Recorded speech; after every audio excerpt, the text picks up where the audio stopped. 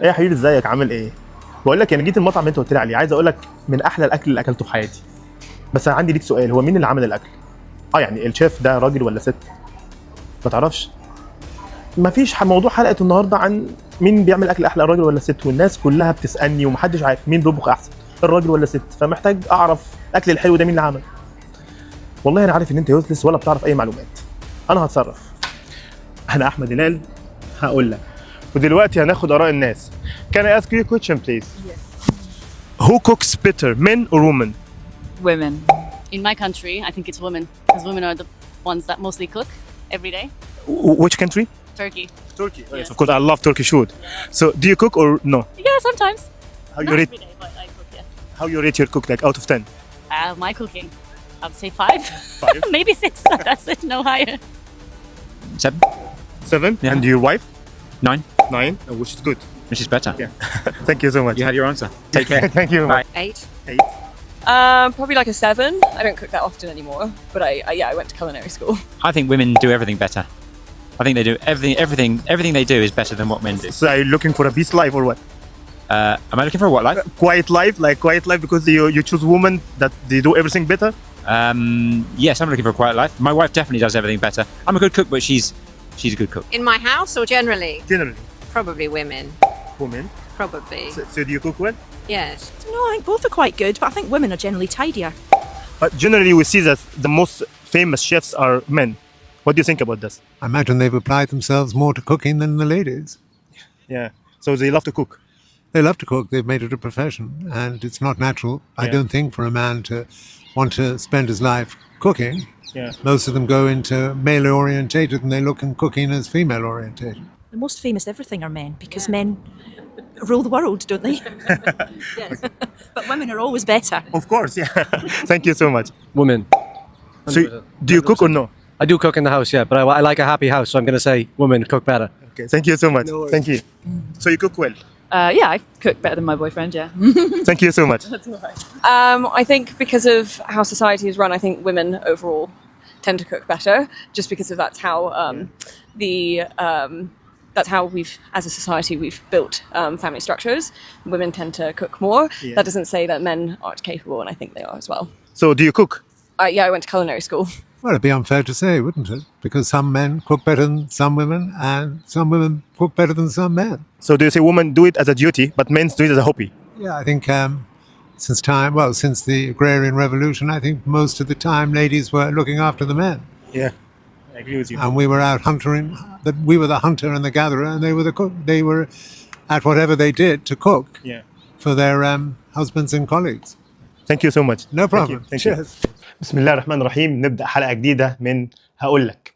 الإنسان من أول ما اخترعوا النار وتعلم الطبخ وبدأوا يتخانقوا في مين بيعمل أكل أحسن، الراجل ولا الست. والموضوع ده بدأ من زمان جدا، من أيام الحضارة الفرعونية.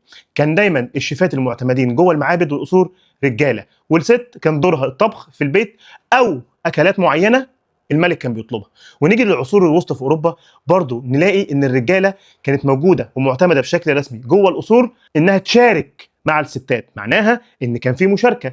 بس انا لو جيت سالتك دلوقتي في عصرنا دلوقتي هو مين بيطبخ احسن، انه شيف احسن في العالم، اول حاجه هتيجي في دماغك هتقول لي اوليفر او جوردن رامزي. ليه؟ الاعلام له دور كبير هنا جدا انه ازاي يلمع، لان الاعلام في الاول وفي الاخر هو مش هيتكلم غير عن شخص واحد، مش هيمسك مجموعه ويقول دول بيطبخوا احسن، يهمه شخص واحد هو اللي يتلمع وهو اللي يتشير. رغم ان في ستات كتير جدا مشهورين وبيعرفوا يطبخوا، زي جوليان تشايلد، دي اول واحده دخلت المطبخ الفرنسي، وزي مثلا كنعش، دي كانت من اصول مغربيه وهي اسبانيه، وزي نادين حشاش. نادين حشاش دي واحده اتشهرت ودخلت الخليج بقوه كبيره جدا.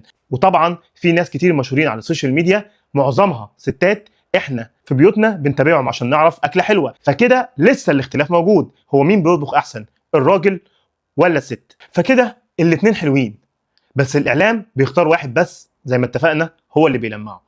بس لو جيت بقى اقرب الموضوع شويه واقول لك هو هتفرق نوع الاكل في مين اللي بيطبخ احسن؟ يعني مثلا لو جيت قلت لك الكشري في المطعم احسن ولا اللي ماما بتعمله في البيت؟ طيب لو جيت قلت لك انت في اكله معينه مختلفه اكلتها في مطعم 5 ستار في هوتيل، دايما لما تيجي تسال تلاقي ورا الطبخه دي شيف راجل مش ست. فالموضوع هنا مش مين اشطر، هو مين بيعرف يعمل ايه وبيعمله ازاي. الستات بتطبخ بصبر وحنيه، لكن الرجاله عندهم خيال وتجربه وتقنيات، وده اللي بيميز كل واحد فيهم عن التاني، وده اللي بيدي لكل واحد لون مختلف عن التاني. فنيجي بقى لحاجه تانية تقدر تحل الجدال ده، ان الاكل هو مش مجرد طعم حلو وخلاص، لا الاكل ده هويه وبيبقى ليه ذكريات، ودايما الاكله الحلوه هتلاقيها دايما مرتبطه بموقف معاك. يعني مثلا ممكن اكله انت اكلتها وانت صغير عن تيتا بتفضل فاكرها لحد دلوقتي وفاكر طعمها، او مطعم انت رحته وكان مزاجك رايق قوي فاكلت اكله وبالصدفه الشيف خرج يعمل الشو بتاعه فانت حبيت الاكله لان مزاجك كان رايق، فافترضت ايه ده، انت بتطبخ، انت احلى واحد في العالم، وبالنسبه لك هو احلى واحد في العالم، انت ربطته في دماغك عشان هو راجل. لا، الموضوع له علاقه بالاكله اتعملت ازاي وظروفها ازاي. الست لما بتيجي تطبخ بتطبخ لاولادها بحب وعندها تقنيات كده في الاكل تقدر تخلصه بسرعه لما ابنها يقول لها انا جعان. الراجل الاكل بيطلع منه حلو لانه ما عندوش مسؤوليه انه لازم ياكلك، لا هو دخل اختار انه يخوض التجربه دي بمزاجه. ليه مزاج النهارده اعمل لهم حاجه في البيت، فهعملها بمزاج. ام كلثوم شغاله، طماطمي معايا، بوتاجازي جاهز، هيدوقوا اكل النهارده ما دقهوش من ماما. قرر انه يجرب ويتفنن ويخترع اكله جديده. عشان كده دايما تلاقي معظم الاكلات الغريبه او الجديده وراها راجل، لانه فاضي فاختار الموضوع ده ان هو اللي يشغله. وخلينا بقى متفقين ان كلنا اصلا بنحب نتفرج على فيديوهات الطبخ، سواء بقى اللي واقف ورا الكاميرا ده راجل ولا ست، لان كل اكل بيحكي قصه وكل اكله حلوه وراها قصه. مين بقى الاشطر؟ مين اللي بيعمل اكل احلى، الرجاله ولا الستات؟ هقول لك على حاجه، كل اكله ليها ظروف معينه اتعملت بيها هي اللي ممكن تطلعها حلو. الست اللي بترجع من الشغل وهي تعبانه وبتحضر الاكل لاولادها دي قصه وراها حب. الراجل اللي قال لمراته سيبيني انا النهارده بقى اللي هعمل لك اكله برضه وراها حب. صحاب قاعدين مع بعض وقاموا يجربوا يعملوا اكل عشان عايزين ياكلوا بدل ما يطلبوا ديليفري، الاكل هيطلع حلو. فخليك دايما فاكر ان كل اكله حلوه وراها قصه ووراها اسرار هي اللي طلعتها بالطعم اللي انت مستنيه. انا احمد هلال هقول لك استنوا ما تقفلوش الحلقه، اكتبوا لي رايكم في الكومنتس مين بيعمل اكل احسن، الراجل ولا الست، واكتبوا لي برضو ايه احسن اكله انتوا بتحبوها. مستنيكم الحلقه الجايه.